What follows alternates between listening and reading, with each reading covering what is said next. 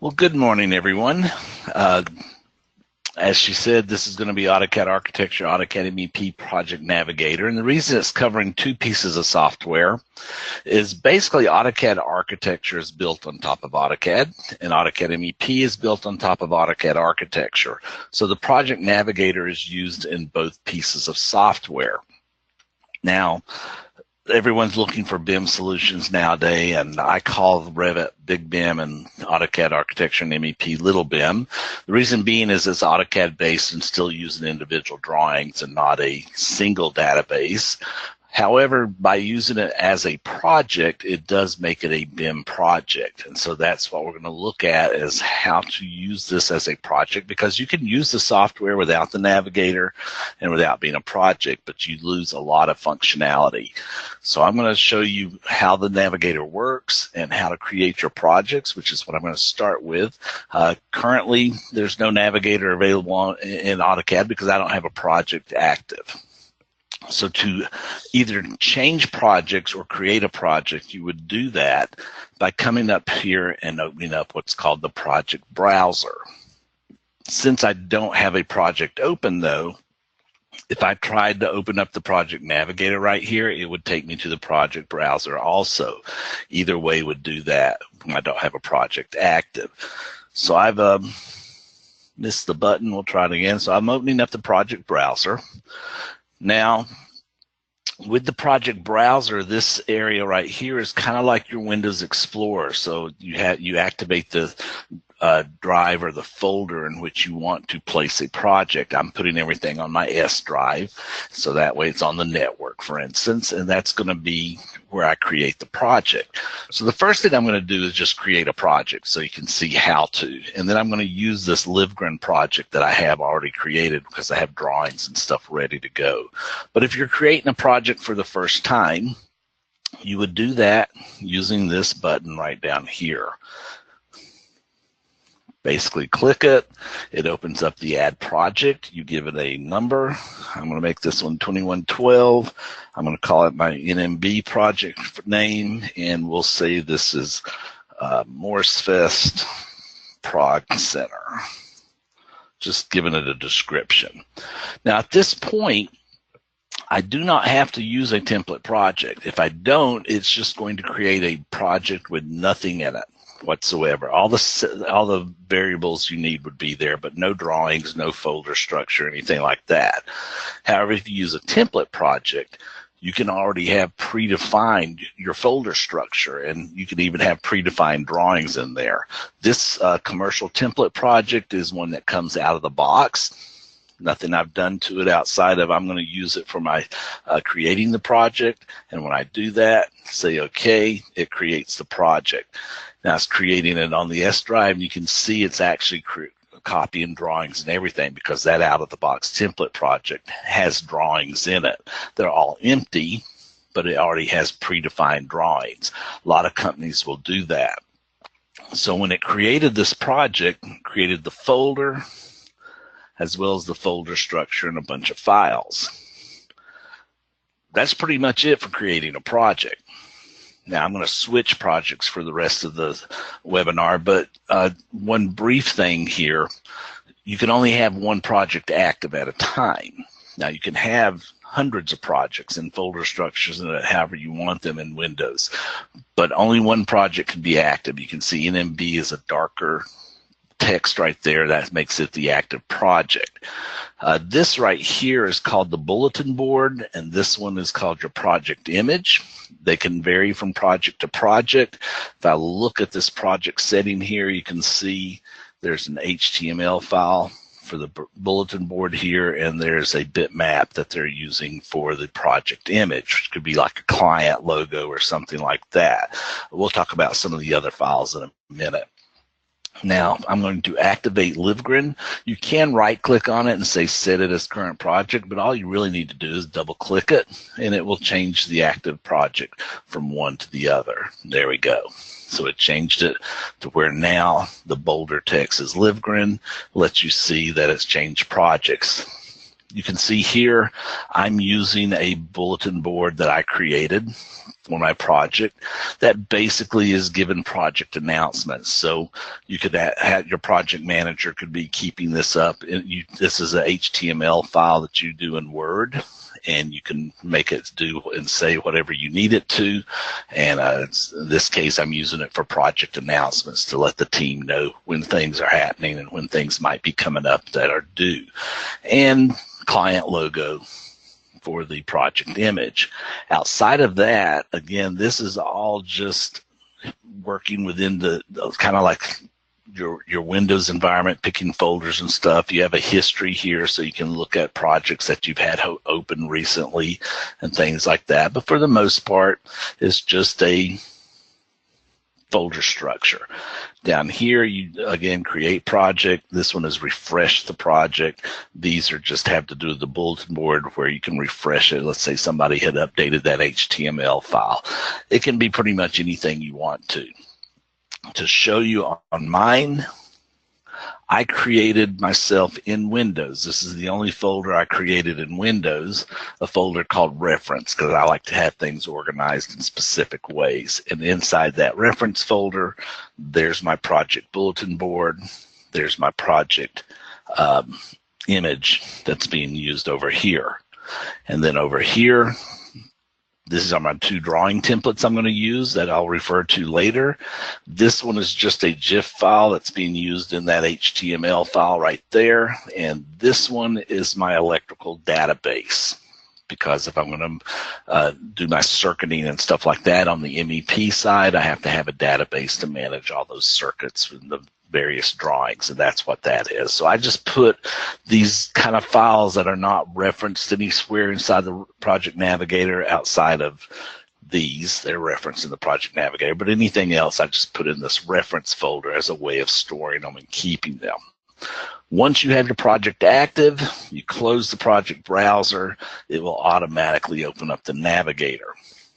So I keep the Navigator here on the left, or on the right rather, and it's sitting over there. Now, what's important when you're working with the Project Navigator is your workflow.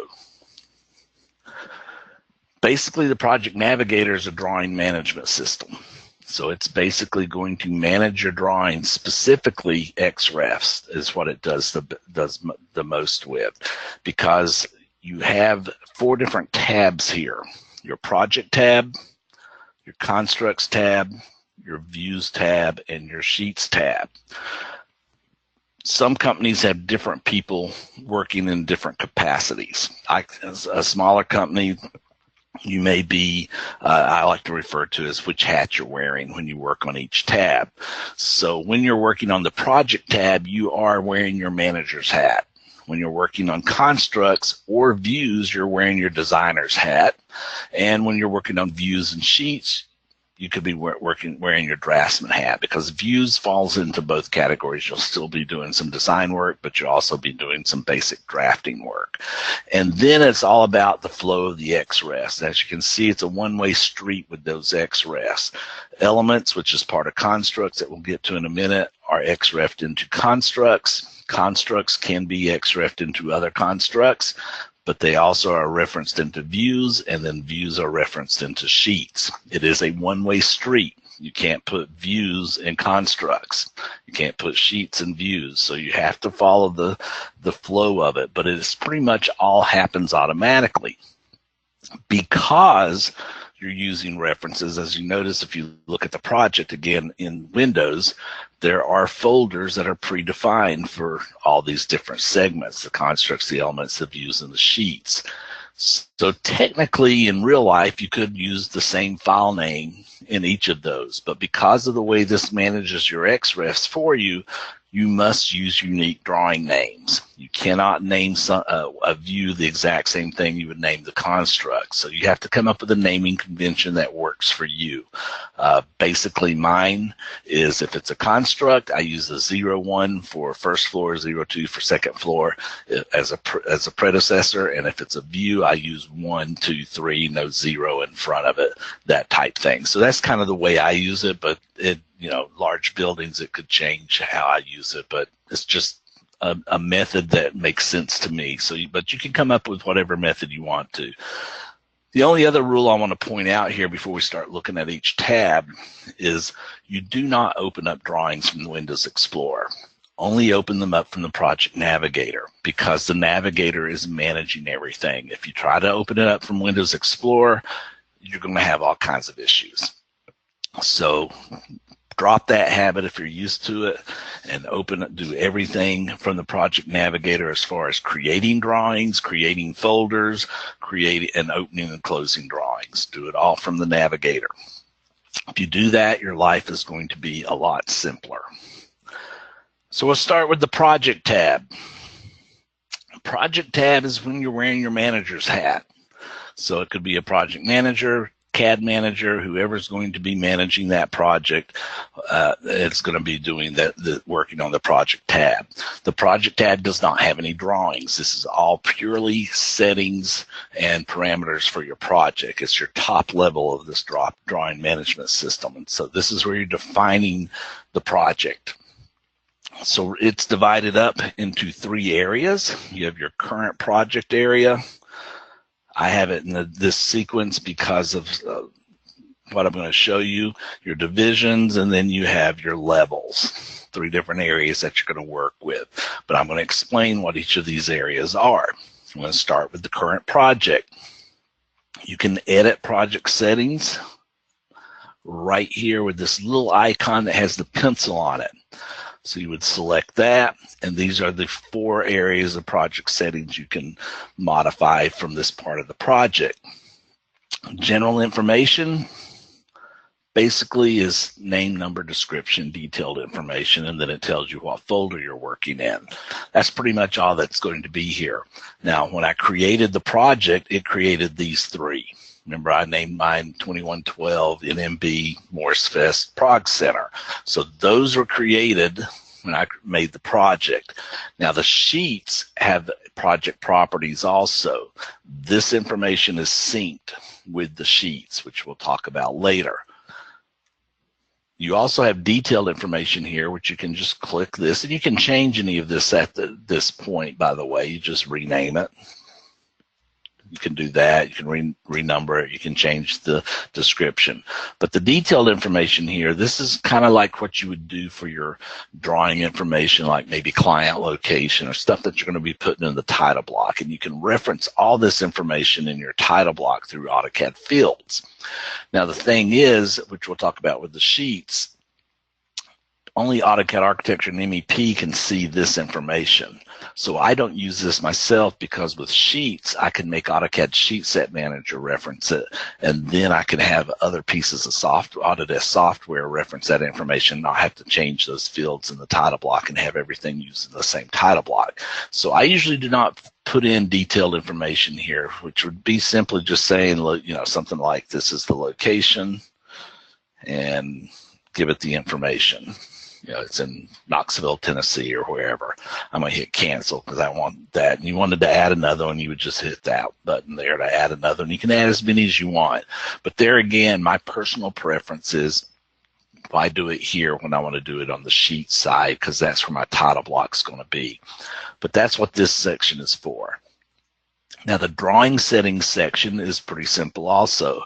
Setting of the XREF pass, your file name, prefix, and some layers.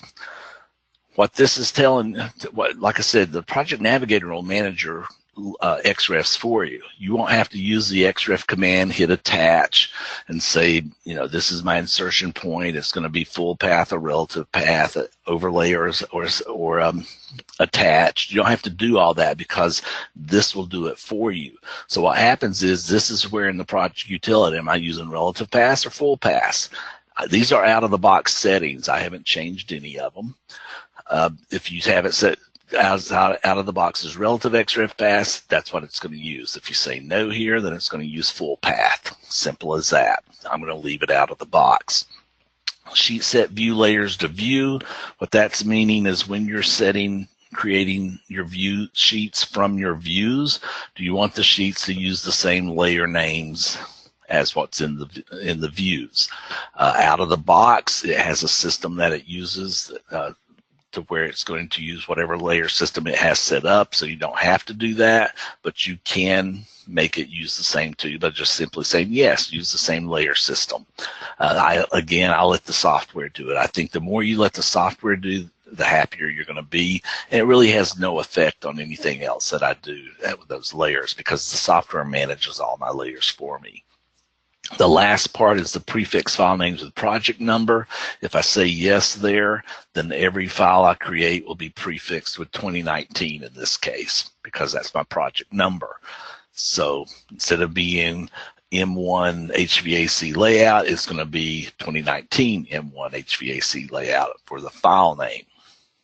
I, again, like to do it just like out of the box, and I don't prefix it myself. So this is the out of the box settings, but that's what you would set in the drawing settings.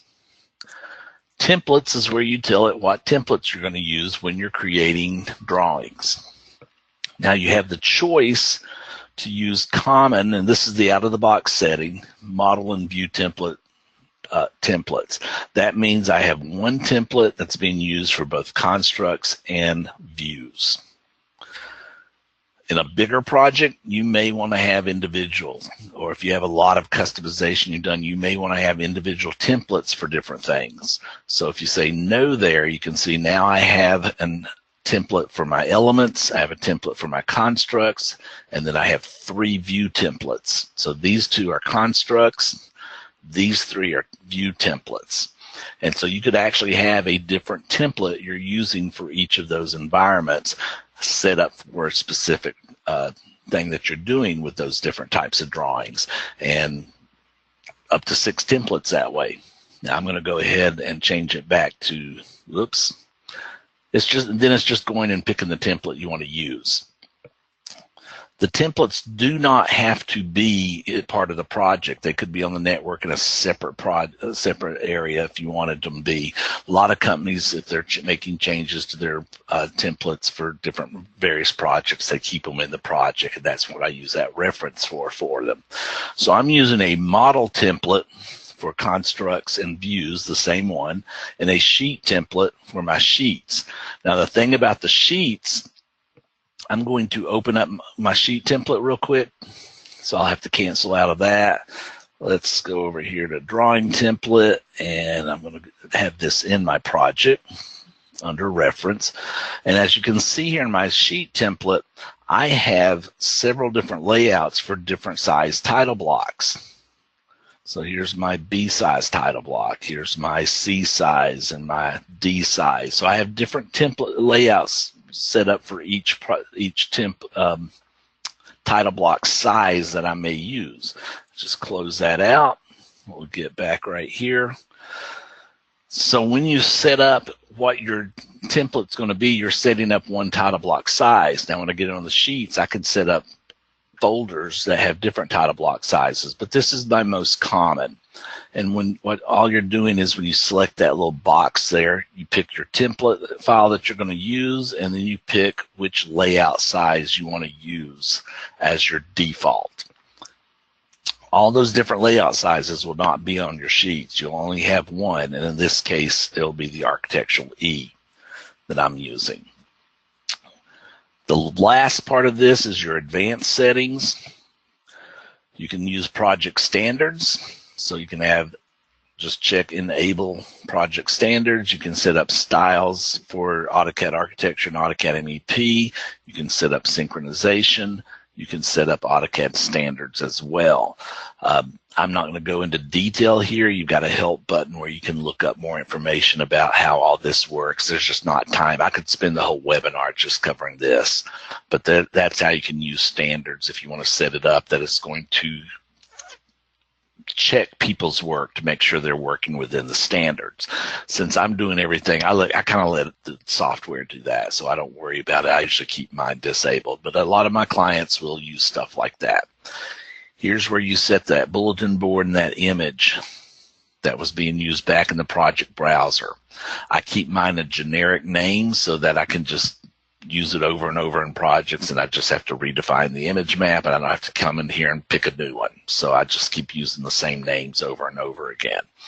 Because when I'm creating a project, I can literally use my template project as this one, and it would make an exact duplicate. Every drawing, every setting, it would just duplicate. Now, in your Windows side of it, constructs and elements are being saved here, views are being saved here, and sheets are being saved here. That's the out-of-the-box settings. You don't like those names, you can change them. That would be done here where it says redirect project folders. If you say yes, you can then make them whatever folder name you want to in Windows. So I could make constructs model, I could make sheets construction documents. You can make them what you want. The thing is, you do want 4 different folders there. You really don't want them pointing at the same place, although you may want to have, you could have elements and constructs looking at the same place, but most people don't.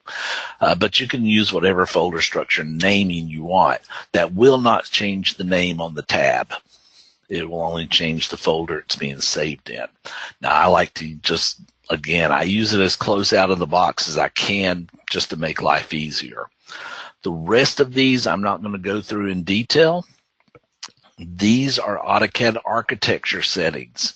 They'll be in the Project Navigator even if you're using MEP, but they really have nothing to do with MEP. They're strictly AutoCAD architecture settings, telling it where the project keynote database is and the tool palette groups and stuff like that. If you want to know more about that, you can just hit help and get into a detailed information about each one of those. But those are all AutoCAD architecture settings. Again, I'm just using out-of-the-box settings. I haven't changed any of those. And I can honestly tell you I probably never have used anything but out-of-the-box settings there. Go ahead and minimize that, and those are your 4 sections of what settings you can do in the project. Next, you have divisions and levels. Levels being here, divisions being down here. Now, I'm doing divisions first because I need them in this particular project. The project's too small to really have a need for divisions. But divisions are working in a horizontal floor plan, so everything is based off 0, 0, 0. And that's true even with levels too, but everything's based off of 0, 0, 0. In other words, let's say I was doing a hospital that had an east wing and a west wing. I would still place those wings in the correct location within the drawing as relative to 0, 0, 0, because when I put them together, as you'll see in when I'm creating my views and things, I don't want the west wing on top of the east wing. I want them to be in their correct location. So you're still got to have them in the location they're supposed to be relative to 0, 0 for the project. And that's what divisions are for.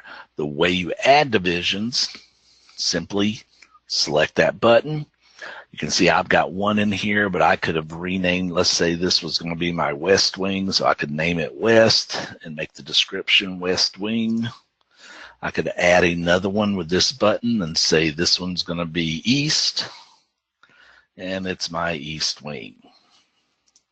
And I want to give it an ID. It doesn't automatically give it, so I'll make it number 2. But that's the way you could create divisions, as many as you want to. Another way you could use divisions, for instance, is maybe you're wanting to do an entire complex, but you don't want it's going to have multiple buildings. So I could have my main building, and then I could have my maintenance building and work it that way. So you could actually do an entire complex this way. I'm going to cancel because, like I said, I'm just using one division here for main. My building's not that big, but it's basically for any type of building addition, things like that. Levels, that's going to be pretty much used on everything you're doing, especially commercial, but that's got to do with your vertical floor plans. It's different elevations. Now, each floor, the drawing itself, 0, 0, 0, is the top of the floor. However, when you put the building together, it puts them at the right elevation based on what you have here, because you define with each drawing where it is within the levels and divisions. So let me show you what I'm talking about. If you saw the AutoCAD architecture tool set, you saw this in action already, but I'm going to go ahead and repeat it here just to help explain the levels. So this is a 3D view of the entire building. You can see here, that's level 1, which is a separate drawing. That's level 2, level 3, and there's my roof level. So I've got all 4 levels in here, and it knows where these go, even in the building, based on my levels that I have defined here.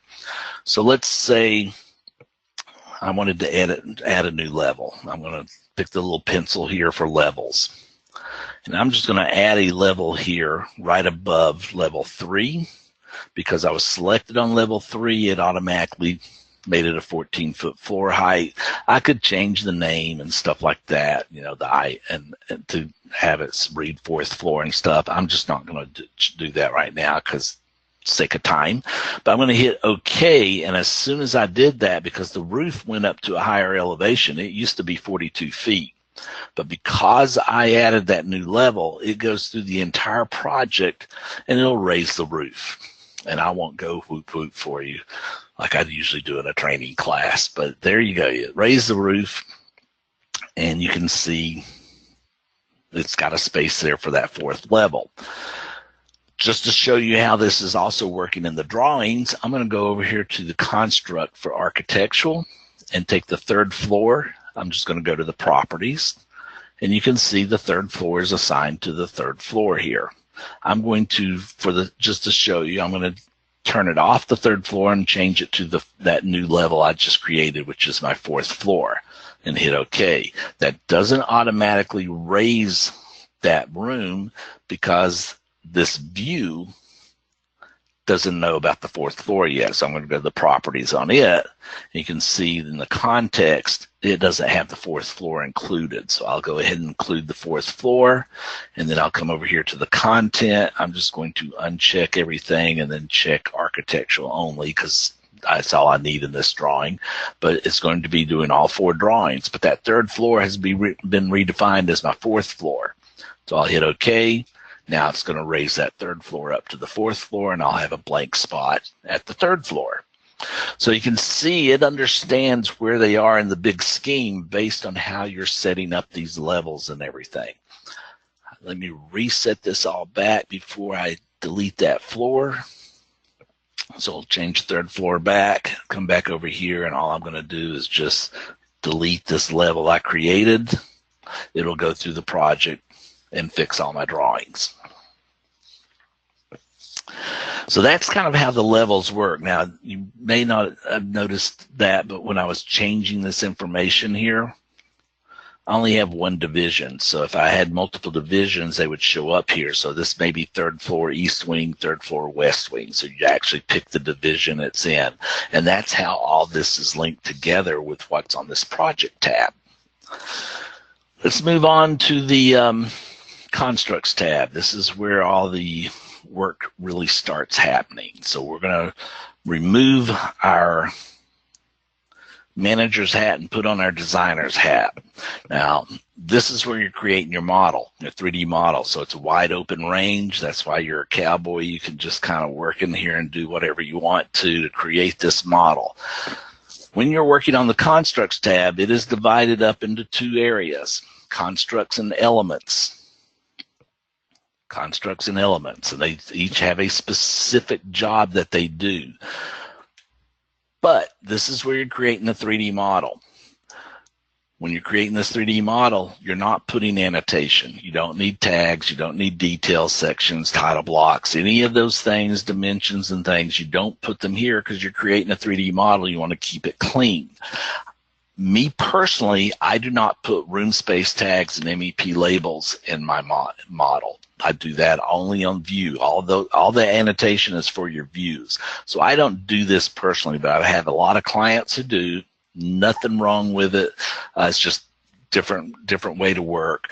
But those are the only 2 things that I personally believe you should even remotely think about putting annotation-wise in the constructs. Here's why those 2 are acceptable. Construct MEP labels, not part of AutoCAD architecture. This is MEP.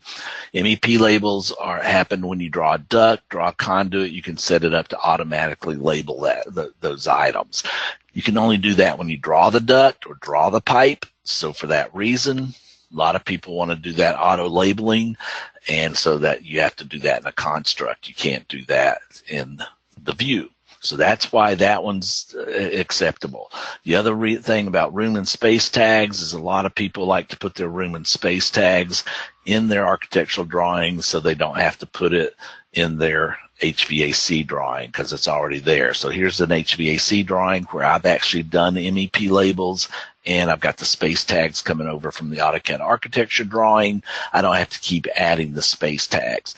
Me personally, I like to do all that on the view side. So to me, it takes 10 seconds to add all the space tags in a drawing. That way I put them in the drawings I want, and then I can move them where I want them if something's in the way, because you can see I've kind of moved these lab ones up to make room for some stuff that I'm going to be doing with section arrows.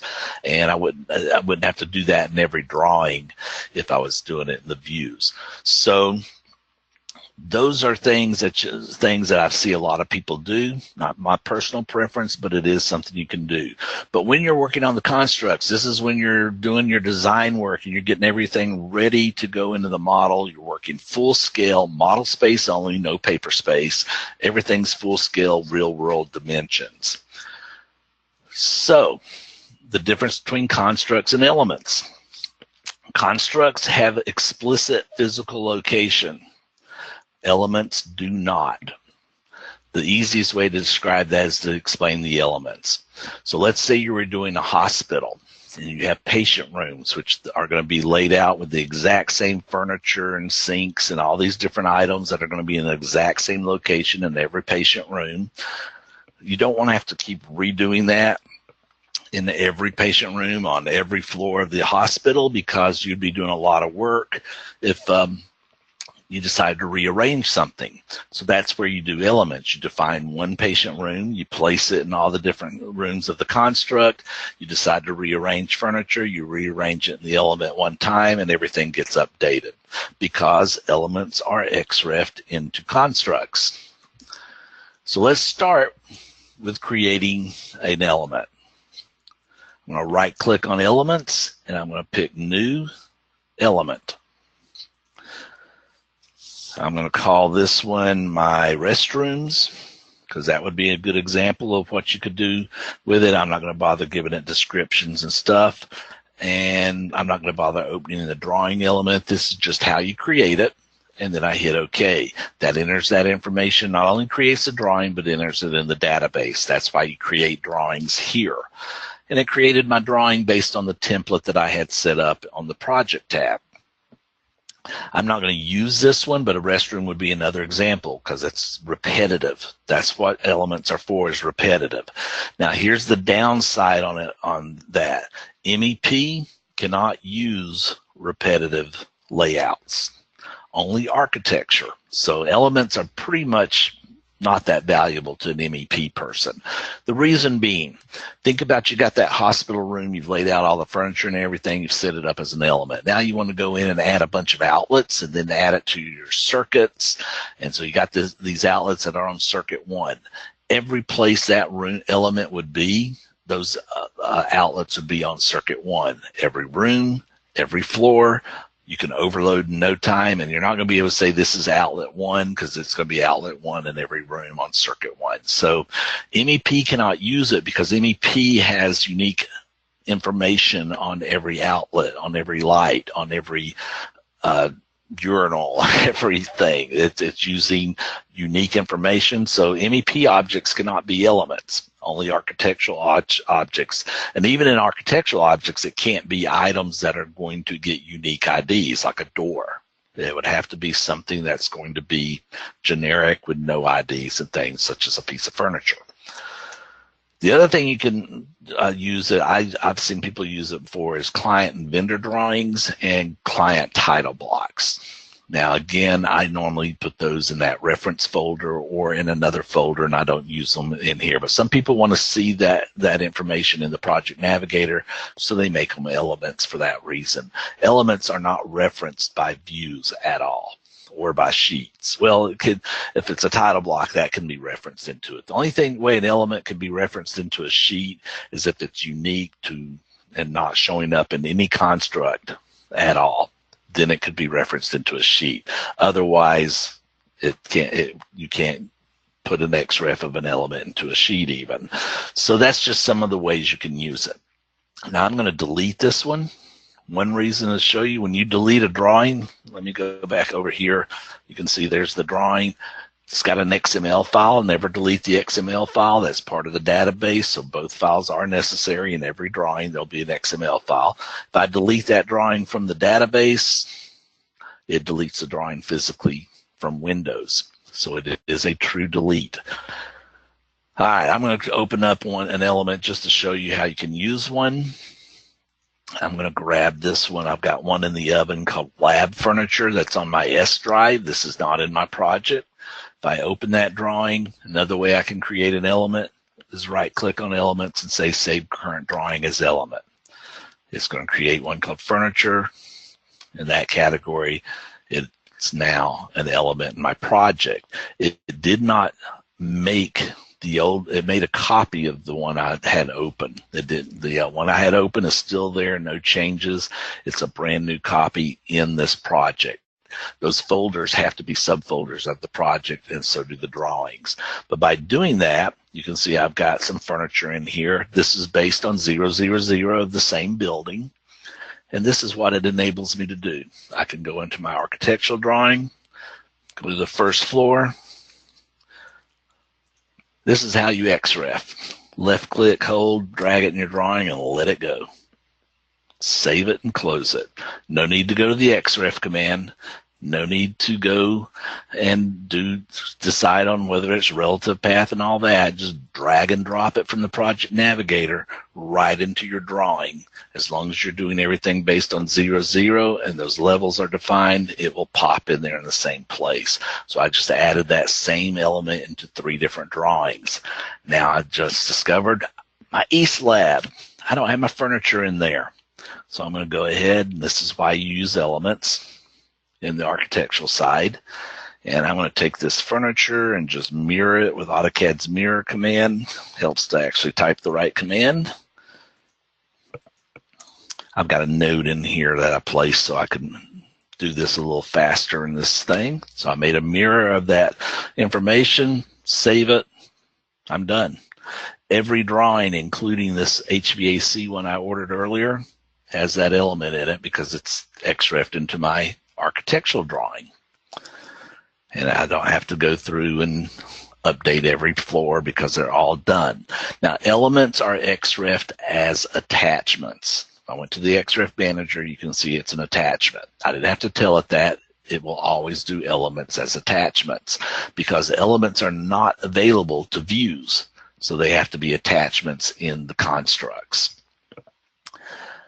Okay, I'm going to close that off. So now let's talk about creating a construct because there's a lot more to do with those. First, I'm going to create a category. I can create categories on both constructs and views.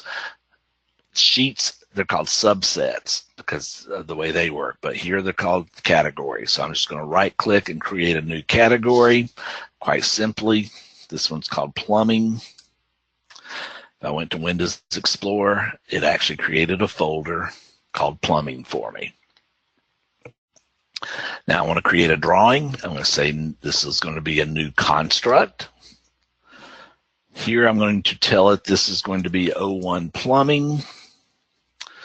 I'm not going to bother with description and stuff like that, but down here I'm going to tell it this is part of the first floor. Now, if it was a riser drawing, I could actually say this is a riser drawing covering all 3 floors or all 4 floors, or maybe it's a riser drawing. If it's going to be a riser drawing, you can do multiple floors. But for a floor plan, I just want level 1 to be first floor. And I'm going to go ahead and open this in the drawing editor. So there's my drawing it created. It opens it up. To create this plumbing drawing, I'm going to need my architectural first floor. Left click, drag and drop. There's my floor. Go over here. I want my equipment in here, so I'm going to grab this equipment. Doesn't matter whether you're in architecture or in MEP. They all work the same way. As a matter of fact, if I wanted to look at this first floor as a way I would see it in AutoCAD architecture, I can change it to standard, and you can see all the spaces and some of the things that I have set up in there. I'm not going to save that. It's just a different view. But there it is. I've XREF those in there instantly. Those XREFs, construct to construct, are overlays. Go to the XREF manager, overlays for those, attachments for elements. That's just the way the software works. And as long as you're doing the drag and drop, you don't have to worry about setting all that or getting something incorrect. It will manage it for you. Got that in there. I'm ready to start drawing my plumbing. Now I'm not going to, because I know you don't want to sit here and watch me draw, so we're just going to leave this drawing as is, and let's go over to one that we have that is further drawn. Again, I apologize to the architects. You may think I'm doing MEP stuff, but all this works the same in both, and this gives you a good variety of what it's going to look like. Now, as we showed you earlier, I got my room tags in the architectural drawing. I've added my labels when I drew the ductwork, so you're seeing some text in here, but that's the only two are those. But this is where you're going to create the rest of your model. It is a 3D model of that first floor. But I don't need to see it that way, so I'm going to leave it. It works best from a plan view. But this is where I added ductwork, added some VAV boxes, some diffusers, and some different things you can see in here. Were all added to this drawing. That is basically the same thing as that plumbing drawing with just the ductwork added into it. But I started developing it from there. All right, so let's say, to show you another way of how these XREFs are being managed, I'm going to go ahead and save this drawing. Well, before I save it, let's look at the XREF manager. Notice here the ARC folder, because that's what I named it here. That's what it's named here in Windows. Let's say you came through. If you were doing this with regular AutoCAD, ever done this with regular AutoCAD, you're going to appreciate this. If I come to this folder here, I'm going to rename it from ARC to Architectural. At this point, and I hit enter, in AutoCAD, every XREF that's referencing any of those floor plans would be broken, but not in this software. It recognizes I've renamed a path, repath project now. It's going through every drawing in the project and fixing the XREF path. When it's finished here, I can open up that plumbing drawing I created a minute ago, XREF, it renamed it. Every drawing, even the sheets, because I have some sheets pre-created, they just got renamed, as well as windows. And so everything got updated. I can literally take the entire project, copy it to another computer that does not have an S drive, maybe put it on a C drive. When I open the project, it'll say it's not in the same location. You want to repath it? Yes, and it will fix every XREF in that entire project to match the way it's set up on that new computer I just copied it to. So it's really got a good management system of the XREFs here. All right, next, we're going to move over here to the Views tab. Now, the main thing to remember here, though, before I leave this one, is you're defining on each floor where it is. First floor, this drawing is. This drawing's the second floor. Every drawing has that defined, and my riser drawing is defined all 4 pages, or all 4 floors. So every floor and every division is defined in the constructs. You didn't do that in elements, but in constructs, you define those floors and what they are for. Once you've done that, you're ready to move on to your views once you've got your drawing complete. Views, this is where you're preparing these drawings for your sheets. So this is where you're adding details. This is where you're adding section cuts. So you may be wearing your designer hat to do some of these things. You may be wearing a draftsman hat because all you're doing is dimensioning and labels and text and stuff like that.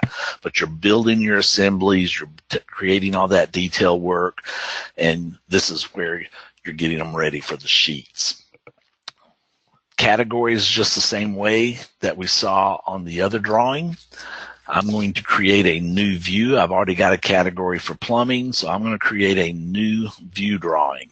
Now notice when I right click it in, and by the way, all these tools are down here also. My habit is just to right click because that's the way I'm used to working.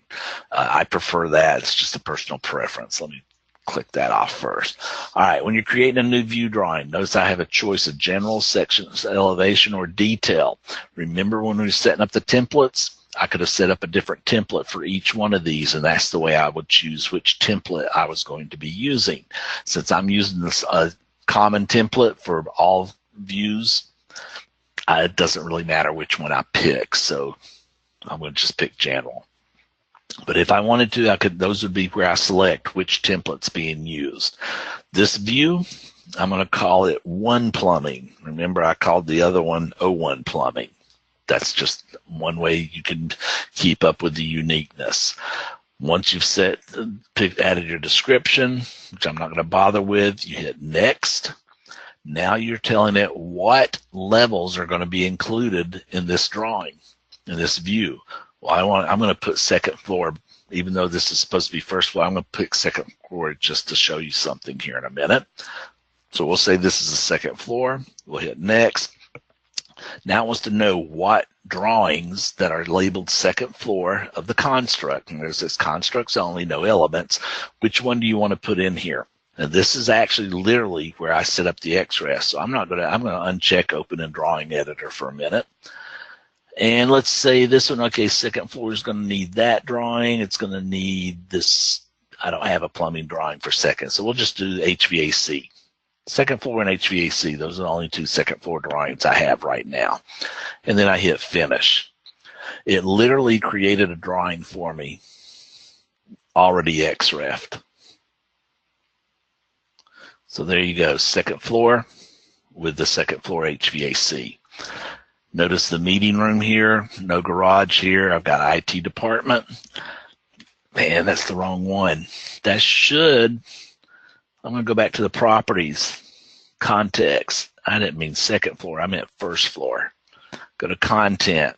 I don't want all this. I need the first floor, not right here. And it's a plumbing drawing, so let's put in the plumbing. Oh yeah, I want my equipment in there too because that's got all my toilets and sinks and stuff. So those 3 drawings are what I really needed in here. We'll hit OK. I could have done this with the drawing closed, and it would have done the same thing. I did not have to open up the drawing. As soon as I changed that information, it changed the XREFs in my drawing. You can see no meeting room, no IT department, and there's my garage door for shipping. Beautiful thing. I love the way this thing works. All right, let's go to one that's already done. We'll go back over here to HVAC and take a look at our sections over here. I'll start with the HVAC drawing here. So here's an HVAC drawing, pretty much the same floor plan, same equipment, same ductwork that we did in the construct, but at this point I've added some annotation to my diffusers. I've added my tags to my valve box, my VAV box, I'm sorry, thinking piping. And I've even added a schedule here for my diffusers. So you can build these things with as much information as you want. This is what you're doing in the views, because the views are where you're adding all this detailing, all this text, all this dimensioning. That's being added here in the views. Let's go over here to the section cut. Now this is a section cut. There's 2 sections already done in here. You can see there's 3 floors. Now the reason I'm doing this here is on this drawing, the first one I was in, where I did all this is first floor only. So if I was to look at it in 3D, I only see the first floor. This drawing, though, I've got all 3 floors and the roof in one drawing here, because when I do a section cut, I want it to include all 3 floors in one drawing.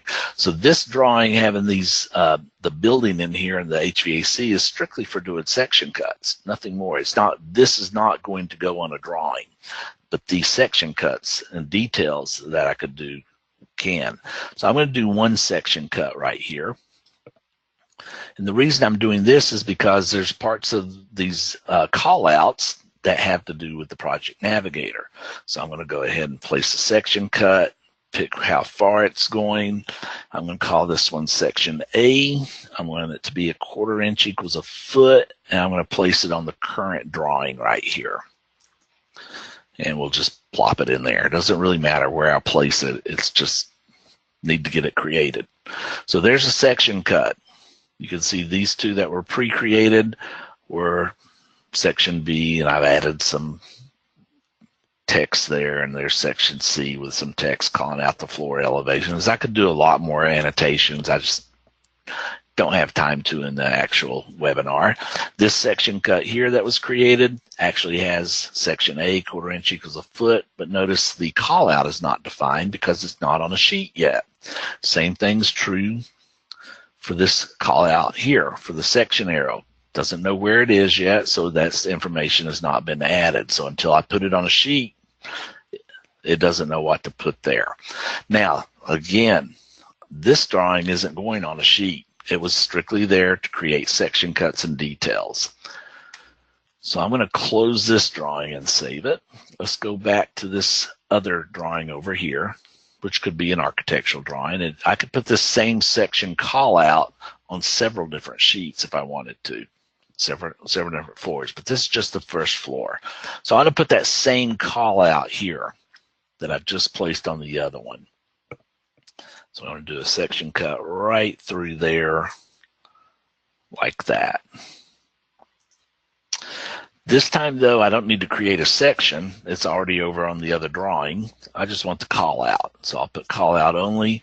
So it has the call out arrow there. It just doesn't know where it's at yet because we've still got that to do. Now, we're ready to create sheets once we have this thing completely annotated. Before I go to the sheets, though, let me explain one other thing that happens here. When you're creating section cuts, using any of these tools here for title marks or details, it creates a named view for each section cut, each detail, each view. When I'm creating this drawing, it does not automatically create these views for plans and for elevations, unless I'm doing a second view elevation.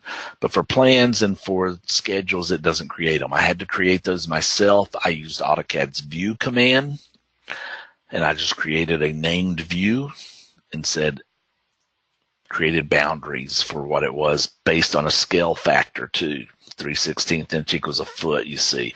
This one here was created at 1/4 inch equals a foot, and the boundary is just around that. So I created named views using AutoCAD's view command for these here so that they'd be easier to manage on the sheets. I don't have to do that. I could just change my viewport sizes to what I want to show, but to me it's a little bit easier, and you can actually see the name of each view there that I named it in the Project Navigator, even if the drawing is closed. So let's go over to our sheets. Once you've got everything annotated, you're ready to create your sheets.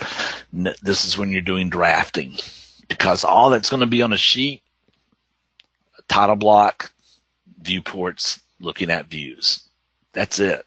Nothing else is going to be on the sheets. Everything else is done in the views. Here I'm just getting them ready to how I want them to look when they plot. So I'm dealing with paper space only on sheets.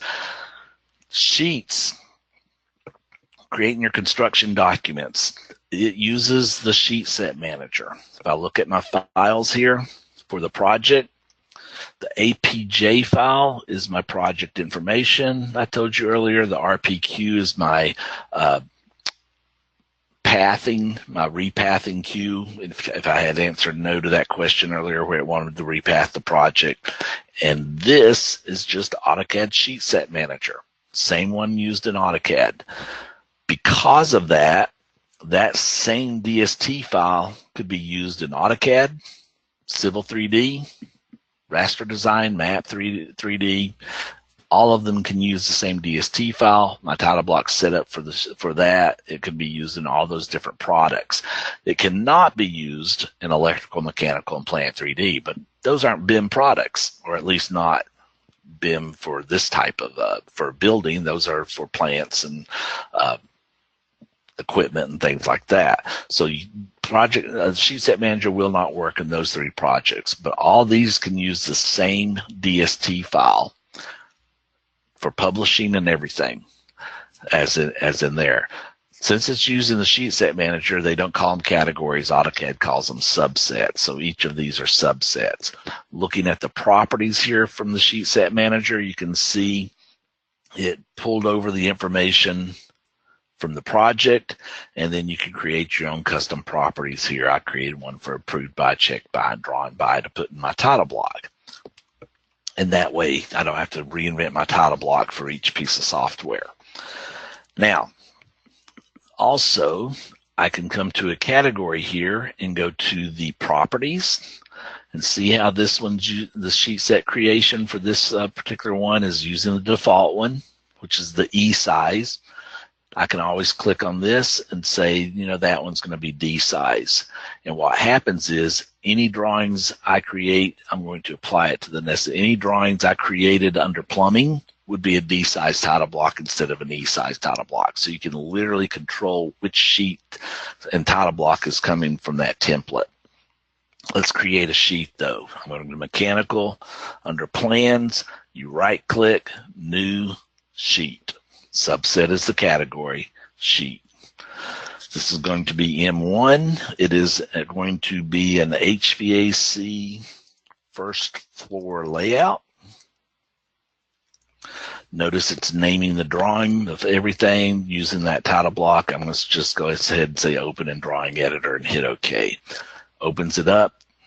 Only one came out here from that sheet. It was all it was, that was from the template. It didn't pull them all in, just the E size. My habit is also to then go to the properties and make sure to fill out this was approved by WNK, checked by JLS, and drawn by REF. In doing that, my entire title block can be filled out through those AutoCAD fields. So everything is being pulled in from what I filled out. I don't have to fool with my title block. Let it do the work for me. That way, if something changes project-wise, I can just change it in one place and update all my drawings. But here's how you create your sheets. Come over here to the Views tab. Here's that HVAC first floor layout. I'm going to drag and drop it. It's doing the XREF. By the way, the XREFs and the views are all attachments as well as in here. It just knows construct to construct as overlays. All right, so you can see here I created that view originally as a 3/16 inch equals a foot. We'll place it right there. There's my view. Then I'm go over here to this first floor schedule. We'll pull it in here, place it. It's just looking at the views to be able to know what's here, and I can move these after the fact wherever I want to build that view. But again, right now, that doesn't know what it's connected to, so we need to go get that section on added that we created a little while ago. So I'm going to go over here to the sections. Whoops, opened up the view instead of the sheet. Let me close that. All right, sheets, we'll open up this sheet I already have created called the M2 HVAC section. So drawing M2, there's those first two, B and C, that are already on here. I want to add the section I created a minute ago, which was section A. We'll drag and drop. Not going to bother lining it up. I'm just going to set it on there for now. Now that section that is set is detail 3. If I went and looked at this drawing, well, not that drawing yet. Well, if I looked at this drawing here that I dragged in here, you can see this is now filled out, that it now sees this as view 3 on sheet M2. Before that wasn't filled out. Still doesn't help me on my floor plan yet. I've got that to do yet. But I also don't want this to be view detail 3. It just automatically increments. I want it to be A, and I want it to say something different. So I'm going to go ahead and in my project manager, there's 3 section A. I'm going to rename and number this to A, and I'm going to call it a typical lab VAV system. And say OK.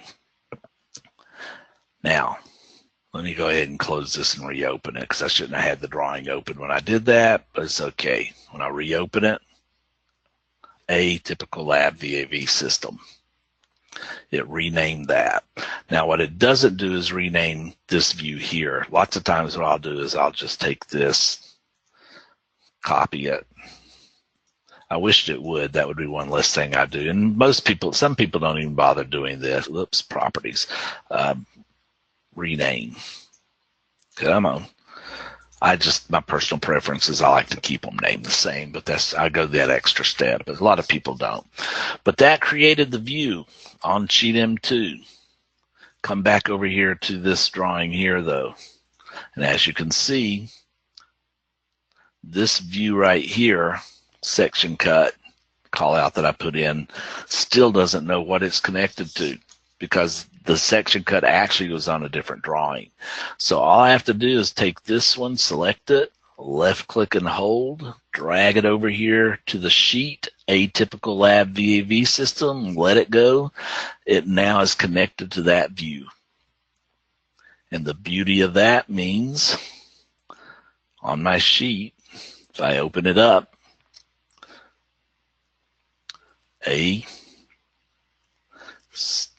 drag it a little bit.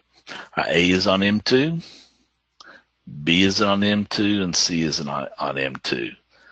But we're not done. We got one more thing to show you. M2, that should be my second floor. M3 should be the third floor. I'm going to rename this sheet. Notice I don't have the drawing open. Rename a number. I'm going to make this one M3. Excuse me, M9, HVAC sections. Notice the layout name and the file name will be changed as long as it's not got a lock file on it. If I go to sheets here, you see all of them are M2. I'm going to rename them, hit OK. It basically renamed the file to M9, renamed it here. If I opened it up, my title block's going to be updated to M9. And even more importantly, if I open up this drawing here, all those section cuts are now CM9, BM9. It updated everything. It's keeping up with it. It knows where things are located. If something gets renamed, I don't have to go through and check all this stuff to make sure it's working. So it is a great tool, and I'm just scratching the surface. There's so much more I could show you, but right now we're out of time, and I wasn't planning on going any further in this anyways. But the whole point here is when you're working in the project manager and you follow and let this manage the XRES and how things are connected, it's going to do so much work for you, giving it the intelligence that needs to be an actual BIM project. We'll go ahead and open it up and see if there are any questions. So, Brett, I'll let you tell me if there are any questions I need to answer. Rick, we've only had 2 questions so far, and I went ahead and answered them both. Okay. We'll give everybody a second here just in case somebody else has a question and before we call it a day. So that way, just in case someone has one they haven't asked yet.